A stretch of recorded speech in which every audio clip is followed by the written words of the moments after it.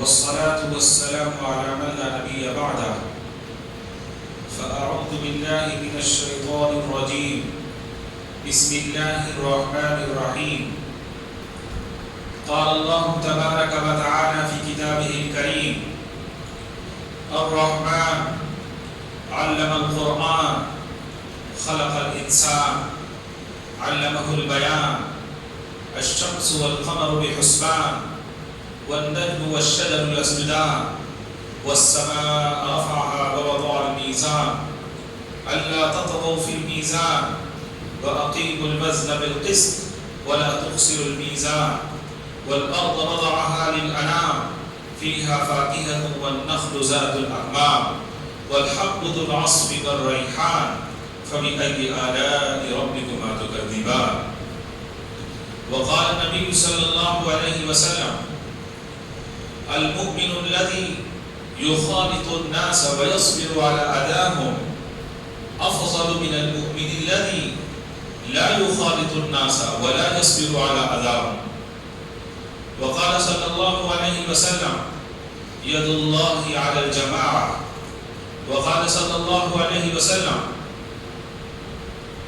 المؤمن كالمؤمن كالبنيان يشد بعضه بعضا وشبك بين أصابعه صدق الله العظيم وصدق رسوله النبي الكريم.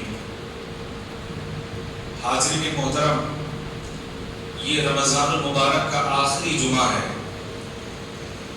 اس کو عرف عام میں جمعۃ الوداع کہا جاتا ہے.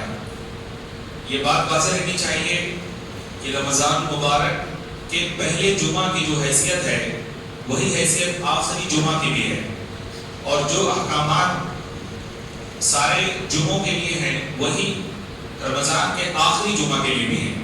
اس میں کوئی بھی ڈیفرنس نہیں ہے. رسول اللہ صلی اللہ علیہ وسلم نے اس کے لیے کوئی الگ سے احکامات نہیں دیے. اس لیے اس غلط فہمی سے نکلنا چاہیے کہ جو آخری جمعہ ہوتا ہے اس کے لیے کچھ خاص احکامات ہوں گے. دوسری ہماری یہ بڑی خوش نصیبی ہے کہ اللہ تعالیٰ نے ہمیں اس رمضان کے مہینے میں 5 جمعے عطا کیے. یہ 5واں جمعہ ہے جو آج ہم ادا کریں گے. البتہ یہ بات ضرور ہے کہ چونکہ یہ آخری جمعہ ہوتا ہے اور اس کے بعد پھر رمضان کا مہینہ ختم ہو رہا ہوتا ہے تو ایک خاص ایموشنل اٹیچمنٹ انسان کو محسوس ہوتا ہے اور وہ یہ سوچتا ہے کہ اب اس کے بعد رمضان رخصت ہو جائے گا. تو ایک دینی تعلق، ایک قلبی تعلق ضرور محسوس ہوتا ہے جو کہ بالکل فطری ہے، نیچرل ہے، اس سے روکا نہیں جا سکتا. حاضرین کرام، اسلام میں کانگریگیشن کی یا اجتماعیت کی بڑی اہمیت ہے. اللہ تعالیٰ نے اس کو بہت امپورٹنس دی. آپ روزانہ کی 5 وقت کی نمازوں کو دیکھیں، اس میں ہمیں یہ حکم ہے کہ اکیلے نماز نہ پڑھیں، تنہا نماز نہ پڑھیں، بلکہ مسجد میں جا کر لوگوں کے ساتھ اجتماعیت کے ساتھ نماز ادا کریں. اور رسول اللہ صلی اللہ علیہ وسلم نے بخاری کی روایت میں فرمایا کہ جماعت کے ساتھ جو نماز پڑھی جاتی ہے وہ 27 گنا افضل ہے اس نماز سے جو تنہا ادا کی جائے. کیوں؟ تاکہ ہم ایک دوسرے سے ملیں، ہمارے اندر اجتماعیت پیدا ہو، ہماری صفوں میں یکتا پیدا ہو. اسی وجہ سے سوشلائز ہونے کو، ایک دوسرے سے ملنے جلنے کو اسلام بڑی اہمیت دیتا ہے. اس کے جو تمام احکامات ہیں، جو تمام کمانڈمنٹس ہیں، وہ اسی بات پر فوکس کرتے ہیں کہ آدمی سیلفش ہو کر کے نہ رہے، اپنے آپ میں نہ جیے، بلکہ وہ اجتماعیت کے ساتھ کھڑا ہو. آپ 5 وقت کی نمازوں کو لے لیجئے. اسی طرح سے پیغمبر اسلام صلی اللہ علیہ وسلم نے اجتماعیت کو امپورٹنس دینے کے لیے، لوگوں کو موٹیویٹ کرنے کے لیے فرمایا کہ ید اللہ علی الجماعہ، کہ اللہ کی مدد جماعت پر ہوتی ہے، جماعت کو اللہ کی مدد حاصل ہوتی ہے. اس سے کیا معلوم ہوا کہ وہ لوگ جو یونائٹ نہیں ہوتے، جن قوموں میں یونیفیکیشن نہیں ہوتا، یونٹی نہیں ہوتی، اتحاد نہیں ہوتا، انہیں اللہ کی مدد حاصل نہیں ہوتی. یہی وجہ ہے کہ رسول اللہ صلی اللہ علیہ وسلم نے فرمایا کہ جب سفر کرو تو تنہا سفر نہ کرو، اور بتایا، بخاری کی روایت ہے کہ اگر تم اس خرابی کو جان لو جو تنہا سفر کرنے میں ہے، جو میں جانتا ہوں، تو تم میں سے کوئی بھی سوار تنہا سفر نہیں کرے گا۔ اسی طرح آپ دیکھیے جنازے کی نماز کے بارے میں فرمایا کہ اگر کسی کی موت واقع ہو جائے، کوئی بھائی دنیا سے رخصت ہو کر کے عالم برزخ میں پہنچ جائے، تو اللہ کے نبی صلی اللہ علیہ وسلم نے فرمایا کہ جو شخص اپنے بھائی کے جنازے کی نماز میں شریک ہوتا ہے اس کو 1 قیراط کے برابر ثواب ملتا ہے، اور جو نماز جنازہ پڑھنے کے بعد میں تدفین میں مدد کرتا ہے، اس کا جو جسد خاکی ہے اس کو قبر میں اتارنے تک اور پورے معاملات میں آخر تک وہ شریک ہوتا ہے، تو اس کو 2 قیراط کے برابر ثواب ملتا ہے۔ صحابہ نے پوچھا کہ اللہ کے رسول یہ قیراط کا کیا مطلب ہے؟ تو آپ نے فرمایا مثل الجبلین العظیمین، یہ 2 بڑے بڑے پہاڑوں کی طرح ہے، جس میں سے سب سے چھوٹا جو پہاڑ ہے وہ احد پہاڑ کے برابر ہے۔ آپ روزانہ کی نمازوں کو دیکھیں، آپ جنازے کی نماز کو دیکھیں، آپ اسی طرح سے ہفتے میں ایک بار جو جمعہ آتا ہے، جمعہ جو جس کا مطلب ہی جماعت ہے، یعنی کہ ملنا، اس میں ظہر کی جو 4 رکعتیں ہوتی ہیں وہ ریڈیوس کر کے 2 کر دی جاتی ہیں، 2 یونٹس ہوتی ہیں صرف۔ کیوں؟ تاکہ امام جو ہے وہ آ کر کے لوگوں کے سامنے خطبہ دے، کوئی حدیث سنائے یا قرآن کی کوئی آیت پڑھے اور ایک خوبصورت میسج لوگوں کو پاس کرے 2 رکعت کی جگہ پر، لوگ اس کو سنیں اور اپنی عملی زندگی میں اس پر عمل پیرا ہو جائیں۔ تو جمعہ میں بھی جماعت کا اہتمام ہوتا ہے۔ اسی طرح رسول اللہ صلی اللہ علیہ وسلم نے فرمایا، حضرت ابو موسیٰ اشعری راوی ہیں کہ المؤمن کالمؤمن کالبنیان، کہ ایک مومن دوسرے مومن کے لیے اس عمارت کی طرح ہے، یشد بعضہ بعضا، جس کا ایک حصہ دوسرے کو مضبوط کرتا ہے۔ جس طرح سے جو برکس ہوتی ہیں، جو عمارت کی اینٹیں ہوتی ہیں، وہ انٹرلاکڈ ہوتی ہیں، وہ ایک دوسرے سے جڑ کر کے عمارت کو تقویت بخشتی ہیں، اسی طرح مسلمانوں کے معاشرے میں لوگ اس طرح سے مل کر کے رہتے ہیں، اس طرح سے جڑ کر کے رہتے ہیں کہ گویا کہ وہ ایک سیسا پلائی ہوئی دیوار ہو۔ المؤمن کالمؤمن کالبنیان یشد بعضہ بعضا، اور رسول اللہ صلی اللہ علیہ وسلم نے جب یہ فرمایا تو آپ نے اپنے دونوں ہاتھوں کی انگلیاں اس طرح آپ نے ملا دی، وَشَبَّكَ بَيْنَ أَصَابِعِهِ، فرمایا کہ دونوں جس طرح سے کہ دونوں ہاتھ مل کر کے اور انگلیاں آپس میں مل کر ایک مضبوطی کا احساس پیدا کرتی ہیں، اسی طرح جو مسلمان ہیں وہ ایک دوسرے کے ساتھ مل کر رہتے ہیں اور ایک مضبوط سیسا پلائی ہوئی عمارت کی طرح ہو جاتے ہیں، جس کا ایک حصہ دوسرے کو تقویت دیتا ہے، امپاور کرتا ہے۔ حضرت کرام اسی طرح آخری پیغمبر صلی اللہ علیہ وسلم نے یہ بھی فرمایا کہ مسلمان جسد واحد کی طرح، ایک سنگل باڈی کی طرح، کہ اگر پیر میں تکلیف ہوگی تو پورا جسم اس کی وجہ سے بے قرار ہوگا، ایک عضو اگر کسی وجہ سے تکلیف میں چلا جائے تو پوری باڈی پین محسوس کرے گی۔ ٹھیک اسی طرح جو مسلمان ہیں وہ دنیا کے کسی بھی خطے میں بستے ہوں، ایک شخص پر آنے والی آفت وہ پورے شخص کو اپنی محسوس ہوتی ہے اور ہونی چاہیے۔ یہ اسلام کی روح ہے، یہ اس کی تعلیمات کی اسپرٹ ہے کہ مسلمانوں کے جو افراد ہیں، ان کے جو انڈیویجولز ہیں، وہ اس طرح آپس میں مل جل کر کے رہیں کہ کوئی اس میں امتیاز نہ کر سکے، کوئی الگ محسوس نہ ہو کہ یہ فلاں طبقے سے اس کا تعلق ہے، ان کا تعلق فلاں ایلیٹ کلاس سے ہے، اور یہ مزدور طبقہ ہے، اور یہ ٹیچنگ طبقہ ہے، اور سب کے ساتھ ٹریٹمنٹ الگ ہوگا۔ ایسا کوئی احساس، ایسا کوئی تصور، ایسا کوئی کانسیپٹ اسلام میں نہیں دیا گیا، بلکہ ایکوالٹی، برابری اور انسانوں کی ایک سمجھے جانے کو اور مل جل کے رہ جانے کو سب سے زیادہ اہمیت دی گئی ہے۔ حاضرین محترم، آج رمضان کا آخری جمعہ ہے، یہ وہ موقع ہے جس میں ایک بار پھر ہم جمع ہو رہے ہیں اور دنیا بھر میں مسلمان بڑی تعداد میں بڑی مسجدوں میں ایک ساتھ جا کر کے نماز ادا کرتے ہیں۔ یہ ایک بار پھر ایک دوسرے کے دکھ درد میں شریک ہونے کا موقع ہوتا ہے۔ جو اجتماعی امور ہوتے ہیں، جو سوشل مسائل ہوتے ہیں، سوشل افیئرز ہوتے ہیں، ان پر سر جوڑ کر مل بیٹھنے کا موقع ہوتا ہے اور ایک دوسرے کو سمجھنے کا موقع ہوتا ہے۔ اللہ کے رسول صلی اللہ علیہ وسلم نے یہ بھی فرمایا ہے کہ المؤمن الذی یخالط الناس ویصبر علی اذاهم، افضل من المؤمن الذي لا يخالط الناس ولا يصبر ولا يعصى، کہ وہ مسلمان جو لوگوں کے ساتھ انٹریکٹ کرتا ہے، لوگوں کے ساتھ مل جل کر رہتا ہے اور ان کی طرف سے ہونے والی نیگیٹیوٹی پر صبر کرتا ہے، وَيَصْبِرُ عَلَىٰ أَذَاهُمْ، اور ان کی تکلیف پر صبر کرتا ہے، افضل من المؤمن الذي لا يخالط الناس، وہ اس مسلمان سے بہتر ہے جو لوگوں سے انٹریکٹ نہیں کرتا، جو لوگوں سے نہیں ملتا جلتا، وَلَا يَصْبِرُ عَلَىٰ أَذَاهُمْ، اور جب ملتا جلتا نہیں ہے تو ان کی طرف سے کوئی پریشانی بھی اس کو نہیں جھیلنی پڑے گی، تو نہ ملتا جلتا ہے اور نہ ان کی تکلیف پر صبر کرتا ہے، تو فرمایا کہ یہ بہتر نہیں ہے بلکہ بہتر وہ مسلمان ہے جو لوگوں کے ساتھ ملتا جلتا ہے۔ تو آج کا جو دن ہے وہ ملنے جلنے کا دن ہے، جمعہ کا دن جماعت کا دن ہے، گیدرنگ کا دن ہے، ایک ساتھ آنے کا دن ہے، ایک دوسرے کے درد کو سمجھنے کا دن ہے، اجتماعیت پر غور و فکر کرنے کا دن ہے۔ اور پیغمبر صلی اللہ علیہ وسلم کا یہ ارشاد بہت میننگ فل ہے، جس میں آپ کہہ رہے ہیں کہ انٹریکٹ کرنا ایک انتہائی افضل عمل ہے، اور ظاہر ہے کہ جب آپ لوگوں کے ساتھ ملتے جلتے ہیں، مسجد میں مثال کے طور پر جماعت کے ساتھ آتے ہیں، یہاں پر مختلف قسم کی ایکٹیویٹیز ہوتی ہیں، ہو سکتا ہے کوئی ایکٹیویٹی آپ کے مزاج کو میچ نہ کرے، لیکن اس کا یہ طریقہ نہیں ہے کہ آپ مسجد میں آنا چھوڑ دیں۔ ہو سکتا ہے کہ نعت خوانی آپ کے مزاج کے موافق نہ ہو، نعت کا پڑھا جانا، اور یہ آپ کے لیے ایک ایسا عمل ہو جس کا کوئی فائدہ نہ ہو، مثال کے طور پر، پھر بھی آپ جماعت کے ساتھ اگر بنے رہیں تو یہ جو تکلیف آپ کو ہو رہی ہے ایک خاص کسی پروگرام سے یا کوئی اور مثال لے لیجیے، میں کسی خاص واقعے کا تذکرہ نہیں کر رہا بلکہ ایک جنرل بات کر رہا ہوں کہ ہو سکتا ہے کہ مسلمان وہاں پر وہ ایکٹیویٹی کر رہے ہوں جو آپ کی مزاج سے میچ نہ کرتی ہو، اور آپ اگر اس پر صبر کرتے ہیں، آپ پیشنس شو کرتے ہیں، ریئیکٹ نہیں کرتے، تو آپ کا درجہ بلند ہو جاتا ہے، کیونکہ جب ملے جلیں گے تو ہم سب کے خیالات مختلف ہوتے ہیں، ہم سب کے سوچنے کا انداز الگ ہوتا ہے، ہم سب کی سائیکی ڈیفرنٹ ہوتی ہے، تو ظاہر ہے کہ جب ڈیفرنٹ لوگ ایک جگہ جمع ہوں گے تو تھوڑا بہت ایک دوسرے کو برداشت کرنا پڑتا ہے، صبر کرنا پڑتا ہے۔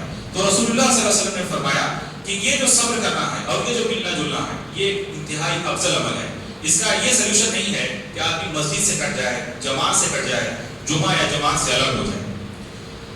حاضرین محترم، رمضان المبارک کا مہینہ ختم ہو رہا ہے، موسٹ پروبیبلی آج عید کا جو چاند ہے وہ نظر آ جائے گا، تمام ماہرین فلکیات یہی پیشین گوئی کر رہے ہیں۔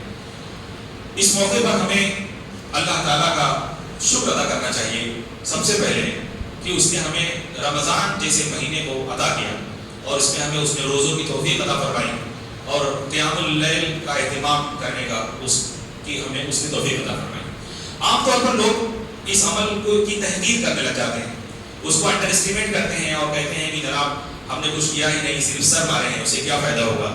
اس طرح نہیں کرنا چاہیے، بلکہ آدمی یہ سوچے کہ بہت سارے لوگ ہیں جن کے گھروں میں رمضان کب آیا کب گیا کچھ فرق ہی نہیں پڑا ہے، یعنی نہ انہوں نے جماعت کی نماز کی پابندی کی، نہ ان کے یہاں شب بیداری ہوئی، نہ قیام اللیل کا اہتمام ہوا، نہ تراویح کی نماز پڑھی گئی، اور نہ افراد نے جو ہے وہ روزے رکھے۔ بہت سارے ایسے مسلمان ہیں جن کے گھروں میں اس طرح کی کوئی ایکٹیویٹی نہیں ہوتی۔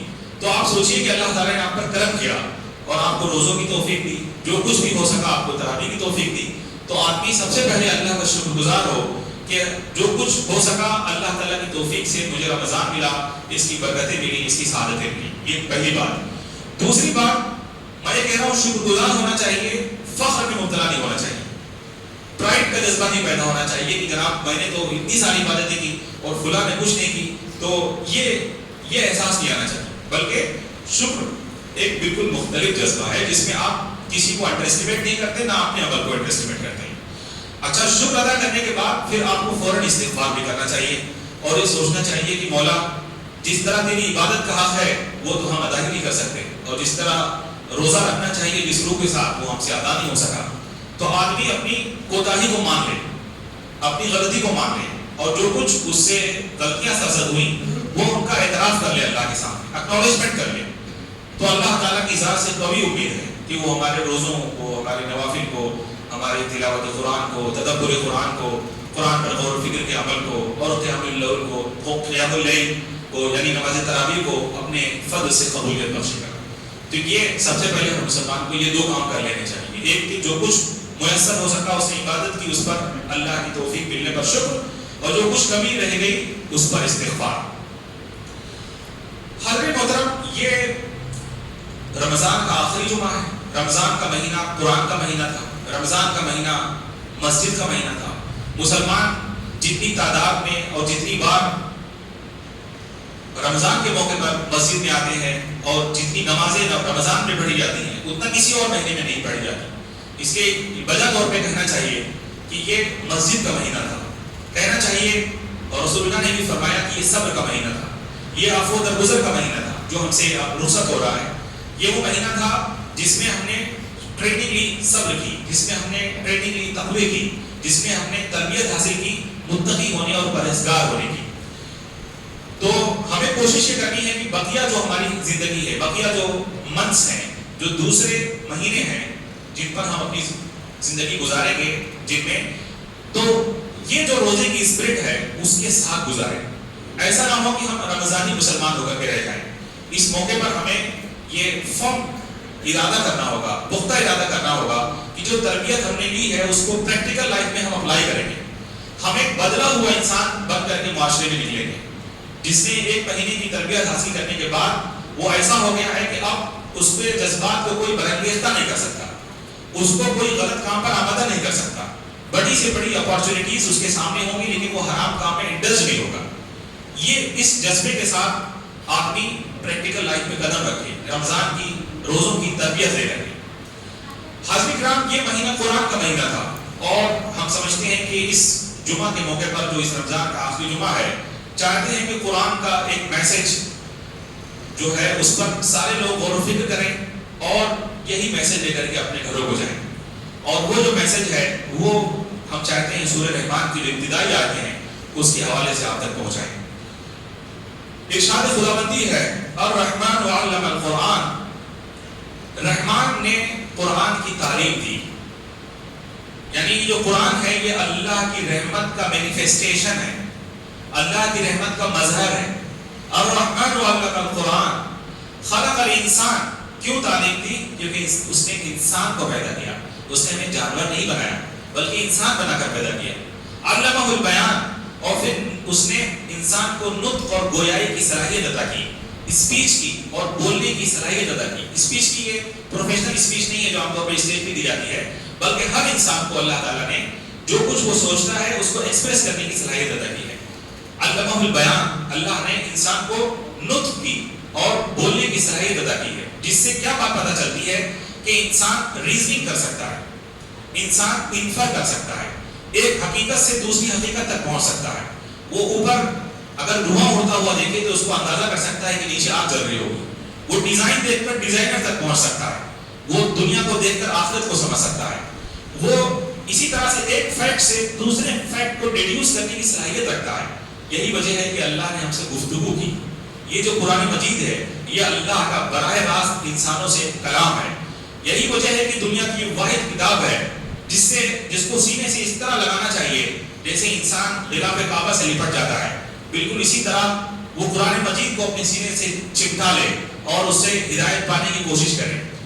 حاضرین محترم, بچپن کے بہت سے اعمال ہوتے ہیں جن پر انسان آگے چل کر کے ریویو کرتا ہے اور اس کو معلوم ہوتا ہے کہ وہ صحیح نہیں تھے, لیکن کچھ کام ایسے ہوتے ہیں جس کو بعد میں اس کو پتہ چلتا ہے کہ بالکل ٹھیک تھے. تو یہ جو قرآن مجید کو سینے سے لگانا ہے, اس کا ادب اور احترام کرنا ہے, میں سمجھتا ہوں کہ جو بچپن میں ہمیں سکھایا گیا تھا یہ بالکل صحیح بات تھی. اس کو ہمیں اسی طرح کنٹینیو کرنا چاہیے. قرآن کا ظاہری ادب بھی ہو اور قرآن مجید کا باطنی ادب بھی ہو, اس کی کسی بھی طرح سے بے ادبی نہیں ہونی چاہیے. تو رحمان نے انسان کو قرآن کی تعلیم دی اس لیے کہ اس نے انسان کو پیدا کیا اور اس کو بولنے کی صلاحیت عطا کی. یہ سورہ رحمان میں اللہ نے فرمایا الرحمن علم القرآن خلق الانسان علمہ البیان. الشمس والقمر بحسبان, سورج اور چاند ایک حساب سے گردش کر رہے ہیں, ایک آرڈینٹ کورس کو فالو کر رہے ہیں جو اللہ نے ان کے لیے متعین کی ہے.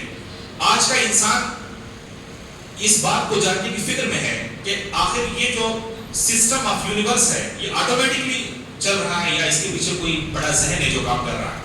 تو اللہ تعالیٰ نے کہا تمہیں سائنس کی تلاش ہے, SIGNS, سائنس, نشانیوں کی تمہیں تلاش ہے. تو دیکھو نا اپنے اوپر سر اٹھا کر الشمس والقمر بحسبان, سورج اور چاند ایک حساب سے گردش کر رہے ہیں. اور سورہ یاسین میں فرمایا ہے للشمس ينبغي لها ان تدرك القمر, سورج کے لیے یہ مناسب نہیں ہے کہ وہ چاند کہ آربٹ میں چلا جائے. للشمس ينبغي لها ان تدرك القمر وللليل سابق النهار. اور نہ جو رات ہے وہ دن پر سبقت لے جا سکتی ہے. ہر ایک کا اپنا اپنا میدان ہے, ایک آربٹ ہے جو اللہ نے اس کے لیے متعین کی ہے, وہ اسی میں روٹیٹ کر رہے ہیں, ریوالو کر رہے ہیں. الشمس والقمر بحسبان والنجم والشجر يسجدان. اور ستارے اور درخت سب سجدہ ریز ہیں. یعنی زمین کے جو درخت ہیں اور آسمان کے جو ستارے ہیں سب اس کی اطاعت میں جھکے ہوئے ہیں. تو اللہ تعالیٰ نے کہا کہ اے انسان تو بھی ذرا آنکھ اٹھا کر کے دیکھ کہ اللہ نے کائنات کو نظم کا پابند کیا ہے. ایک ڈسپلن جو اس کو دیا ہے وہ اس پر چلے جا رہا ہے. اور ایک تو ہے کہ تو نے جو سسٹم ہم نے تجھے دیا اس میں تو نے ڈس آرڈر کریٹ کر دیا. تو جس طرح دوسری مخلوقات ہیں, سورج, ستارے, چاند, زمین, سب اللہ کی حکم کی پابندی کر رہے ہیں, اسی طرح انسان کو بھی چاہیے کہ وہ اللہ کے حکم کی پابندی کرے. الشمس والقمر بحسبان والنجم والشجر يسجدان والسماء رفعها ووضع الميزان. اور سورج اور ستاروں کو ایک لمحے کے لیے سائڈ میں کرو اور ذرا آنکھیں اٹھا کر آسمان کی طرف دیکھو, کیسا وسعت, کتنا وسیع آسمان ہے, جس کی وسعتوں کی, اس کی ایکسٹینشن کی اور ایکسپینشن کی کوئی حد نہیں. اور یہ کائنات مسلسل ایکسپینڈ ہو رہی ہے, بڑھتی جا رہی ہے. فرمایا والسماء رفعها کہ اس نے آسمان کو بلند کیا. He raised the sky high ووضع الميزان. اور اس کے اندر اس نے میزان کریٹ کیا, بیلنس کریٹ کیا. یہ بیلنس کیسے کریٹ کیا ہے؟ دوسری جگہ فرمایا خلق السماوات والارض بغیر عمد ترونها. اس نے آسمان و زمین کو ایسے ستون کے ذریعے سے پیدا کیا ہے جو تمہیں نظر نہیں آتا. یہ ایک ایسا عمد, ایک ایسا ستون, ایک ایسا پلر جو تمہیں نظر نہیں آتا لیکن اس میں بیلنس بنا ہوا ہے. اشارہ ہے گریویٹی کی طرف. لا آف گریویٹی ہے جو اس میں رکھی گئی ہے اور وہ انسان کو نظر نہیں آتی لیکن ایک بیلنس کے ساتھ یہ پورا سسٹم چل رہا ہے. الشمس والقمر بحسبان والنجم والشجر يسجدان والسماء رفعها ووضع الميزان الا تطغوا في الميزان. تو اے انسان تم بھی اپنے دائرے اختیار میں, اپنے سرکل آف اتھارٹی میں اس میزان میں خلل نہ واقع کرو, اس بیلنس کو نہ بگاڑو. اللہ تطغوا فی المیزان واقیموا الوزن بالقسط. اور انصاف کے ساتھ ناپ کو پورا کرو, انصاف کے ساتھ تول تولو. واقیموا الوزن بالقسط ولا تخسروا المیزان. اور جو بیلنس ہے اس کو نہ بگاڑو. مطلب کیا ہے کہ جس طرح اللہ نے اس عالم کو عدل اور قسط اور جسٹس پر کریٹ کیا ہے, انسانوں کو چاہیے کہ وہ اپنے معاشرے میں ایماندارانہ زندگی گزارے, ڈنڈی نہ مارے, بلکہ جس طرح یہ کائنات اللہ کے آرڈر کو فالو کر رہی ہے, انسان بھی اللہ کے آرڈر کو فالو کرنے والا ہو, اس کی اتباع کرنے والا ہو, اس کی اطاعت کرنے والا ہو. یہی دراصل وہ میسج, قرآن کا بنیادی میسج ہے جو ہمیں رمضان کے آخری جمعے سے لینا چاہیے کہ آدمی دیکھے کہ ہر چیز اللہ کی اطاعت میں سرگرم عمل ہے. صرف ایک انسان ہے جس نے بگاڑ پیدا کر لیا ہے, جس کا سوشل سسٹم بگڑ چکا ہے, جس کا پولیٹیکل سسٹم بگڑ چکا ہے, اور جس کی معیشت اور جس کی اکانومی کے پہیے وہ اس قدر فاسد ہو چکے ہیں کہ غریب غریب ہوتا جا رہا ہے اور امیر امیر ہوتا جا رہا ہے. یہ جو بگاڑ پیدا کیا اللہ تعالیٰ نے کہا کہ ذرا اپنے معاشرے سے اوپر اٹھ کر کے آس پاس کی دنیا پہ نظر دوڑاؤ, کیسے عدل و قسط اور انصاف کے ساتھ چل رہی ہے. جو کچھ انہیں حکم دیا گیا ہے وہ اس پر قائم ہے. تو اے انسانوں لا تطغوا فی المیزان, تم بھی اس بیلنس کو خراب نہ کرو. اپنے جو ناپ تول ہے, یعنی مطلب ناپ تول کا مطلب کیا ہے کہ جو جس پروفیشن میں ہے, جو کام کر رہا ہے اس کو پوری ایمانداری کے ساتھ کرے. ہر شخص اپنا بیسٹ دینے کی کوشش کرے. اللہ تطغوا فی المیزان واقیموا الوزن بالقسط ولا تخسروا الميزان. اور پھر آسمان کی نشانیوں کی طرف توجہ دلانے کے بعد اللہ نے کہا والارض وضعها للانام. اور پھر ہم نے زمین کو بچھایا اپنی مخلوقات کے لیے. اب آسمان کے لیے کہا والسماء رفعها, رفع کا ورب یوز کیا ہے, اور زمین کے لیے وضع کا لفظ یوز کیا ہے. مطلب یہ ہے کہ آسمان کو کسی شامیانے کی طرف دان دیا ہے اور اس میں کمکمے لگا دیے ہیں ستاروں اور سیاروں کے, تاکہ زمین کے اندر جو مخلوق ہے وہ ایک کمفرٹیبل لائف گزارے, اس کو حرارت اور روشنی حاصل ہو. اور زمین کو بستر کی طرح بچھا دیا ہے. والارض وضعها للانام, اور زمین کو اپنی مخلوق کے لیے بچھا دیا. فیہا فاکہۃ والنخل ذات الاکمام, اس زمین میں پھل ہیں, کھجور کے درخت ہیں جو غلافوں سے لپٹے ہوئے ہوتے ہیں، والحب ذو العصف اور بھوسی والے غلے ہیں، والریحان اور خوشبو والے پھول ہیں۔ مطلب یہ ہے کہ اللہ تعالیٰ نے انسانی زندگی کو گزارنے کے لیے صرف اس کے پیٹ بھرنے کا نظم نہیں کیا ہے، بلکہ اس کی ایستھیٹک سینس کا بھی لحاظ کیا گیا، اس کی جمالیاتی حص کا بھی اللہ تعالیٰ نے اہتمام کیا ہے، اس کو بھی پورا کرنے میں کوئی کسر نہیں چھوڑی ہے۔ مطلب یہ ہے کہ پیٹ تو کسی بھی چیز سے بھرا جا سکتا ہے، لیکن اللہ تعالیٰ نے کیا کہا کہ جو ہم نے میوے دیے ہیں نا، اس پہ ذرا غور کر کے دیکھو کیسی پیکنگ ہوتی ہے اس کی۔ اپنے اورنج کو دیکھو، کھجور کو دیکھو، اور اسی طرح سے دیکھو اس کا جو چھلکا ہوتا ہے، کور کتنا ہارڈ ہوتا ہے، تاکہ کوئی زہریلا کیڑا اس کو چبھا کر کے اس کے اندر اپنا زہر نہ داخل کر دے۔ تو یہ قدرتی پیکنگ ہوتی ہے، اور صرف اتنا ہی نہیں کہ وہ اس لیے پیک کیا جاتا ہے تاکہ تمہیں کوئی نقصان نہ ہو، بلکہ تمہارے آنکھوں کو بھی اچھا لگے۔ پھل جو ایک ترتیب کے ساتھ درختوں پر لگے ہوں، انسان اس کو دیکھ کر خوش ہوتا ہے۔ تو اللہ تعالیٰ نے بتایا کہ ہم نے تمہیں جانور نہیں بنایا، بلکہ تمہارے اندر یہ صلاحیت پیدا کی ہے کہ تم بیوٹی کو اپریشیٹ کر سکو، تم خوبصورتی کو اپریشیٹ کر سکو۔ اسی وجہ سے جو دانے دیے ہیں وہ ایسے ہیں کہ جو چیف کورڈ گرین ہیں، جن کے اندر بھوسی ہے۔ صرف ایسا نہیں ہے کہ پھل اسی طرح سے دے دیے گئے پھینک کر کے کہ لوگ کھاؤ جیسے جانوروں کو دیا جاتا ہے، بلکہ انسان کے لیے تو ہم نے یہ سب کچھ کر کے دیا ہے۔ تو کیا انسان تب بھی اس بات پر غور نہیں کرتا کہ وہ جس نے نعمتوں میں اتنی ورائٹی پیدا کی، جس نے اتنی نویلٹی پیدا کی، اتنی ندرت اور اتنی جدت ترازیوں کے ساتھ اس نے یہ نعمتیں ہمیں عطا فرمائی، کیا ہمیں وہ یوں ہی بے لگام چھوڑ دے گا اور ہمیں کسی حساب کے لیے اکٹھا نہیں کرے گا؟ یہ وہ بنیادی پیغام ہے جو سورہ رحمان کی ابتدائی آیتوں سے ملتا ہے، اور میں چاہتا ہوں کہ رمضان کے اختتام پر ہر بندے مومن اس کو اپنے دل میں بٹھا لے کہ وہ جس دنیا میں پیدا کیا گیا ہے، وہ دنیا، وہ کائنات، وہ زمین، وہ ستارے، وہ سیارے، وہ پھل اور وہ زمین کے غلے سب اس سے خدمت کر رہے ہیں، سب کو اللہ نے اس کے لیے مسخر کر دیا ہے، یہ سارا سسٹم اس کے لیے جنریٹ کیا گیا ہے۔ تو اس کو بھی چاہیے کہ وہ میزان کے اندر خلل نہ واقع کرے، وہ توازن کو نہ بگاڑے، وہ ایک انسان دوسرے انسان کے درد کو سمجھے، وہ اگر کوئی معاملہ کرے تو ایمانداری کے ساتھ کرے، اسٹڈی کرے تو اس میں بھی وہ بد اخلاقی چیزوں میں ملوث نہ ہو۔ ہمارے جو اسٹوڈنٹس ہیں جو اعلیٰ تعلیم حاصل کر رہے ہیں، وہ اپنے کالجز کیمپسز میں جائیں تو دنیا یہ اندازہ کر سکے کہ یہ مسلمان لڑکے ہیں، یہ اللہ کو ماننے والے ہیں، اور ایک کیٹیگری وہ ہے جو اللہ کو ماننے والے نہیں ہیں۔ دونوں کے اندر جو کنٹراسٹ وہ صاف محسوس ہو۔ ایک مسلمان لڑکا کالج کیمپس سے جب گزرے تو اس کے گزرنے کا انداز ایسا شریفانہ اور متوازیانہ اور ماڈسٹی سے بھرپور ہو کہ لوگ اس کنٹراسٹ کو صاف محسوس کریں، ان لڑکوں کی طرح نہ ہو جو بدتماشیاں کرتے ہوئے چلتے ہیں اور جو کیمپس کی جو زندگی ہے اس کو ڈسٹرب کرتے ہیں، ریگنگ کرتے ہیں۔ بلکہ اسی طرح سے خواہ اسٹوڈنٹ آپ ہوں، خواہ ڈاکٹر ہو، خواہ انجینئر ہو، خواہ کسی بھی شعبے سے تعلق رکھتے ہو، آپ بزنس مین ہو، باغ کے مالک ہو، کھیتوں کے مالک ہو، آپ یہ سوچئے کہ اللہ نے یہ سب کچھ ہمیں عطا کیا اور پورے انصاف کے ساتھ عطا کیا، ہماری بھوک کا بھی خیال کیا، پیٹ کا بھی خیال کیا، ایستھیٹک سینس کا بھی خیال کیا۔ تو ہمیں بھی چاہیے کہ ہم اپنی پریکٹیکل لائف میں اللہ کی حدود کو، اس کی باؤنڈریز کو نہ توڑیں۔ اور ناظرین کرام، یہ وہ موقع ہے جس میں آخری وقت میں مسلمان صدقہ فطر ادا کرتے ہیں، جس کو زکوٰۃ الفطر بھی کہا گیا۔ فطر کا مطلب ہوتا ہے روزہ کھولنا، روزہ کھا پی کر کے ختم کرنا۔ تو آدمی سے جو کچھ لغزشیں ہو جاتی ہیں، جو کچھ اس سے کمیاں اور کوتاہیاں ہو جاتی ہیں، یہ جو صدقہ فطر ہے، اللہ کے رسول نے فرمایا کہ وہ اس کو کمپنسیٹ کرنے کے لیے ہے اور غریبوں کے گھروں میں غلہ پہنچانے کے لیے ہے۔ اس لیے اس زمانے میں جو کچھ اناج آپ کے زمانے میں مشہور تھے، اسی طرح کشمش ہے، کھجور ہے، جو ہے، گیہوں ہے، وہ آپ نے فرمایا کہ ایک سا نکال کر کے آدمی دے۔ اور ظاہر ہے کہ ان کی قیمتوں میں بہت زیادہ فرق واقع ہو چکا ہے۔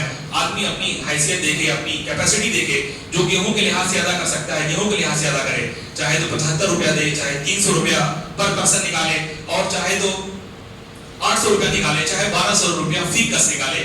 یہ آپ کی مالی حیثیت کے مطابق ہے۔ رسول اللہ صلی اللہ علیہ وسلم نے فرمایا کہ ہر بالغ مرد سے، نابالغ مرد سے، آزاد سے، غلام سے، آدمی سے، عورت سے، ہر ایک کی طرف سے یہ صدقہ فطر نکالا جائے گا، تاکہ جو غریب لوگ ہیں وہ بھی ہماری خوشیوں میں، عید کی خوشیوں میں شریک ہو سکیں، اور اور یہ جو اجتماعیت ہے جو ہم نے خطبے کے شروع میں ادا کیا تھا وہ اپنی کلمینیشن پہ پہنچے اور معاشرے کے تمام طبقے ایک ساتھ کھڑے ہو کر اور ایک صف میں کھڑے ہو کر عید کی خوشیوں میں شریک ہو سکیں اور ہر کوئی ایک دوسرے کو عید کی مبارکباد دے رہا ہو، سیلیبریٹ کر رہا ہو اپنی حدود میں رہ کر کے، اور کوئی اللہ تعالیٰ کے حکم کی خلاف ورزی نہ کرے اور اس بات کا عزم لے کر کے نکلے کہ وہ بقیہ جو زندگی ہے وہ بھی قرآن کی ہدایت کے مطابق گزارے گا اور سسٹم کے اندر اپنی بساط کی حد تک، اپنی کیپیسٹی کی حد تک کوئی گڑبڑی پیدا نہیں ہونے دے گا۔ اللہ تبارک و تعالیٰ اس رمضان کو ہمارے لیے باعث خیر بنائے اور ہمیں اگلے رمضان تک پہنچنے کی توفیق عطا فرمائے۔ آخر دعوانا